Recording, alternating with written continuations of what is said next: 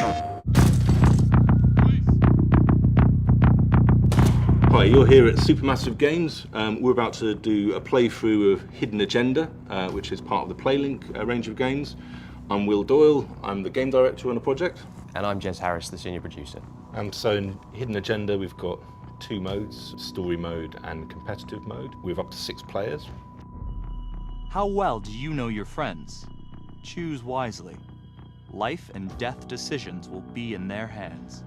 So this is what we call trust questions. So the game challenges you at different points to identify who among your friends is the coolest under pressure, the quickest thinking. There's a whole lot of different questions as we go. And then as you'll see later in the game, the player we choose is given an executive decision on one of the key choices in the game. So we'll see who's come out here. And it's Monica. So in story mode, we're just playing the game for kicks, really. We wanted to get an experience that is a bit like a sort of movie night with a bunch of friends. You're just playing through the story, enjoying it for its own sake.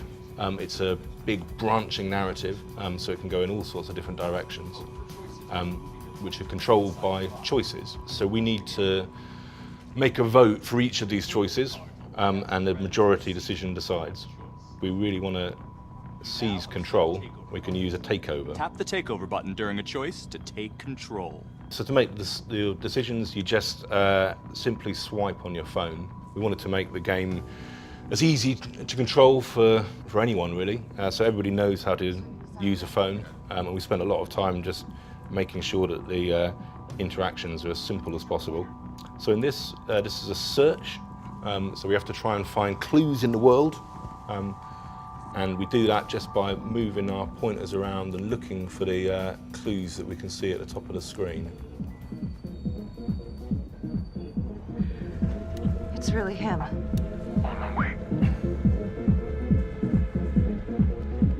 So this is the star of our show, Becky Marnie. At this stage, she's just a beat cop. As the story progresses, though, she becomes a detective in the homicide department. This is her trying to take down the trapper.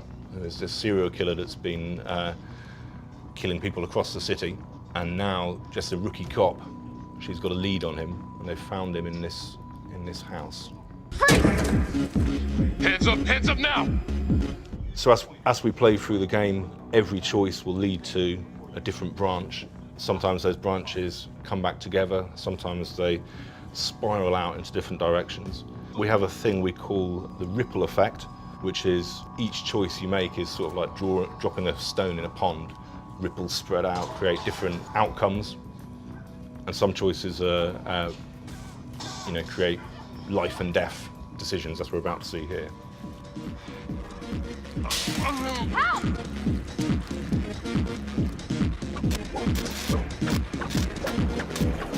Okay, this decision is down to the friend you chose as coolest under pressure.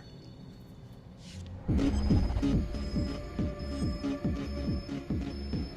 going to be look after your own.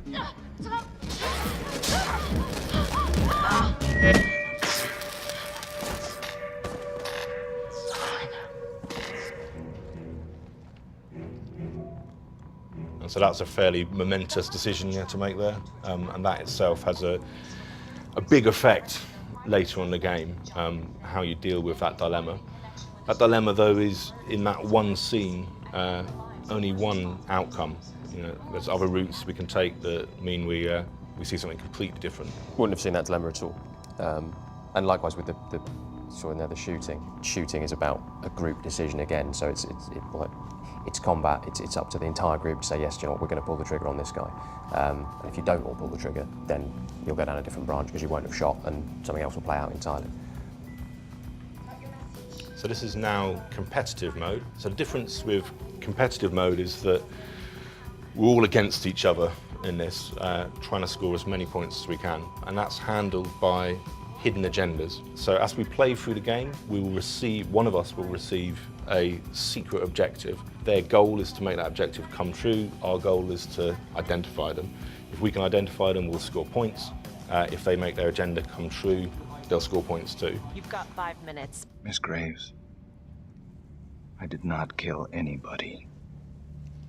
So, Supermassive's perhaps best known game a couple of years ago was Until Dawn, which was a huge hit. It was a horror game, kind of interactive drama, very cinematic and high production values and all the things that you know about it already. And when Sony started talking to us about the PlayLink initiative, it felt like a fairly great fit for the stuff that we were wanting to do anyway, which was more of a sort of a social interactive fiction style thing. So we'd been kind of looking at slightly shorter games and this notion of a movie night that people can play together and kind of shouting at each other and trying to convince each other which way to go. Garrick using his card there is showing his hand, but you can never be completely sure because it's also, he can try and put the blame onto himself even if he hasn't got it.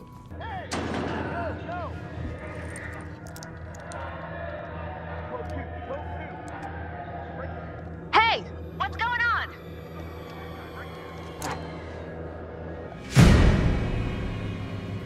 We tried to get something where the scoring for this game is really, really simple. All the way through we wanted to create something that wouldn't have any barriers to entry for people, that anybody could play it. Yet at the same time it's quite in depth, the tactics you have with such a simple system. Because it's about the people in the room and it's about talking to each other and convincing each other of lies and half-truths. Stay back. You also see there one of the quick reaction moments we had, where it's just we have to grab the pepper spray, and whoever gets there first gets to take over. Hey! Hey!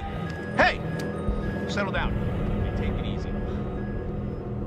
We've managed to kind of craft a story that can go in all sorts of different directions. So there's a lot of just natural replayability in it. Whether you're just sitting around this story mode and want to see a different ending, or in competitive mode, just seeing where the hidden agendas take you. And trying to beat one another, that's it. It is a competitive game.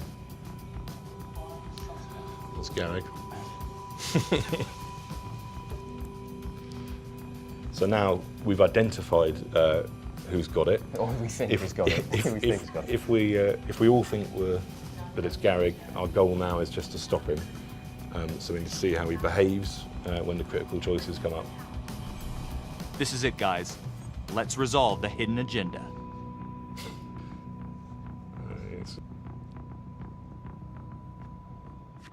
Lana, I'm sorry.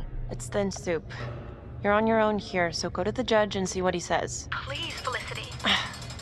I'll talk to the police about Adam Jones. Maybe they'll find something, I don't know. But that's all I can do. Thank you. Monica. Unlucky. You weren't identified, but you couldn't complete your agenda. So as we play through the game, we get kind of more hidden agendas coming up. In each time, it's not always the same hidden agenda, so we don't know always what the goal is going to be. It'll be different all the time, and it's kind of back-to-back hidden agendas all the way through the game. So there you go. Thanks for watching. I hope you enjoyed it, and keep an eye out for Hidden Agenda coming soon.